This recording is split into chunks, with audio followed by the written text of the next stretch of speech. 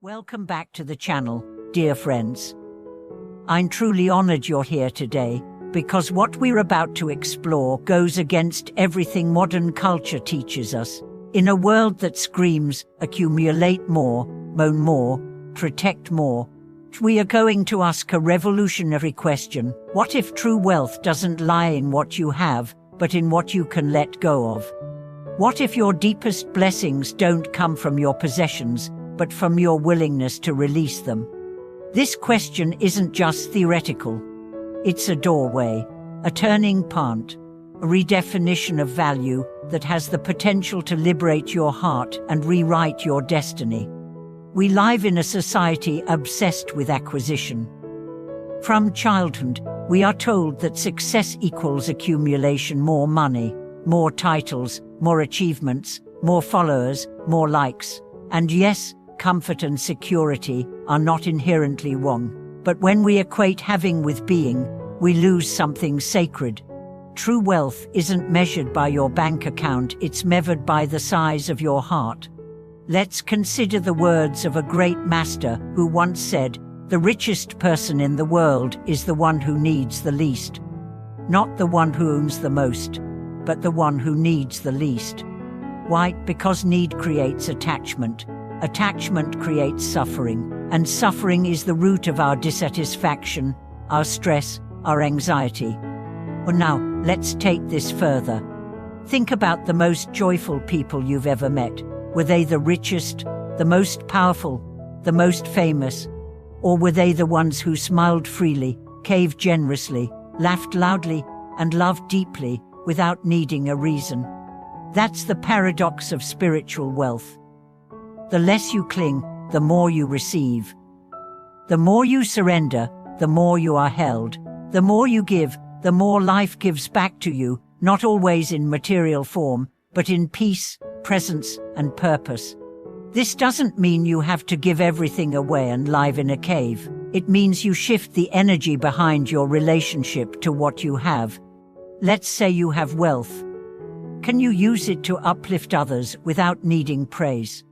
Let's say you have skills. Can you serve with them freely, without expecting recognition? Let's say you have love. Can you offer it without trying to possess or control? This is the art of spiritual generosity, and it is the foundation of real blessings.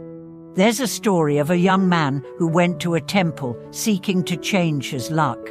He had tried everything: prayers, rituals, donations. Still, his life felt stuck. The master looked at him and asked, "What have you let go of?" The man replied, "I've given money. I've done ceremonies." The master said, "I didn't ask what you've paid. I asked what you've let go of." The man was silent. That silence is where transformation begins. Letting go doesn't always mean giving away objects. Sometimes it means releasing ideas, entitlements, resentments, self-images. Sometimes the most generous act is to let go of being right, or being first, or being seen. Let's break down what you can give and how each one creates blessings far beyond material currency. First, giving your time. Time is the most valuable resource because it can't be earned back. When you give someone your presence undivided, undistracted, you are offering them your life. Second, giving your attention. In a world of constant distraction, to truly see someone is a gift. To listen without preparing your reply. To witness someone's joy or sorrow without trying to fix or judge. Third, giving your kindness.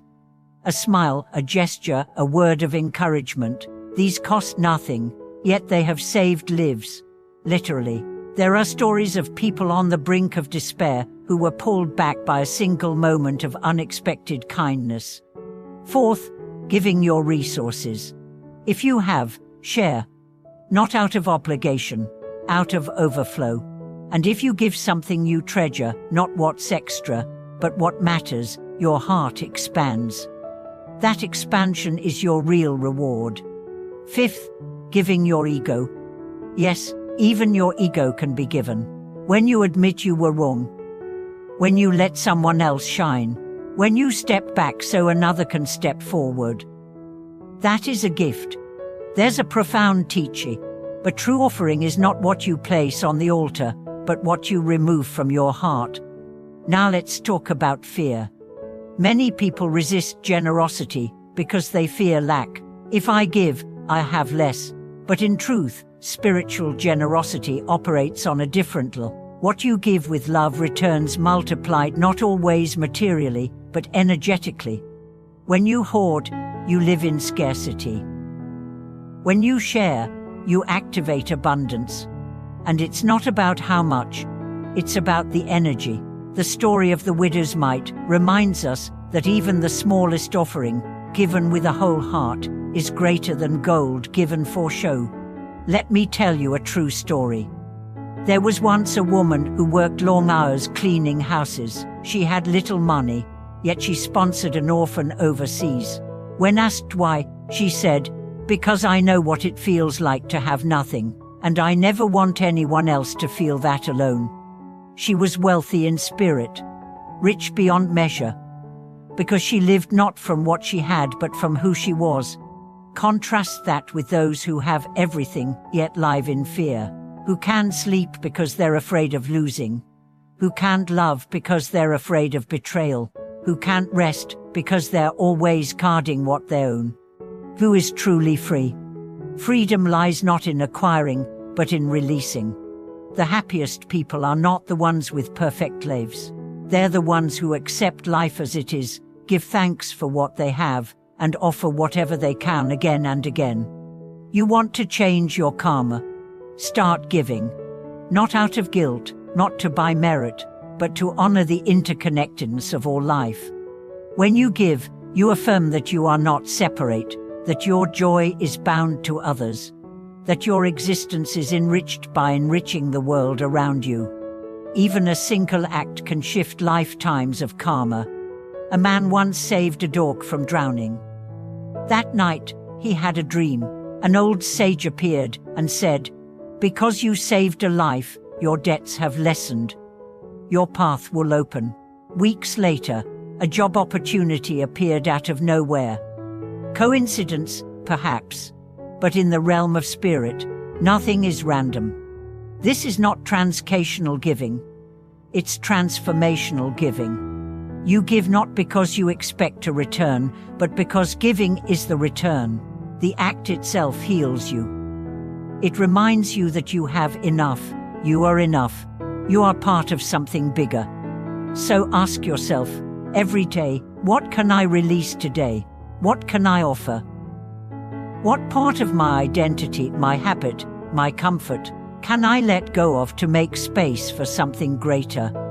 And watch how the universe responds. Thank you so much for watching this video. If this message moved your heart, let us know in the comments. What's the most meaningful thing you've ever given? What have you let go of that changed your life? Like, subscribe, and stay with us on this journey of conscious living, heartfelt giving, and spiritual truth. Until next time, may you find joy not in what you hold, but in what you release.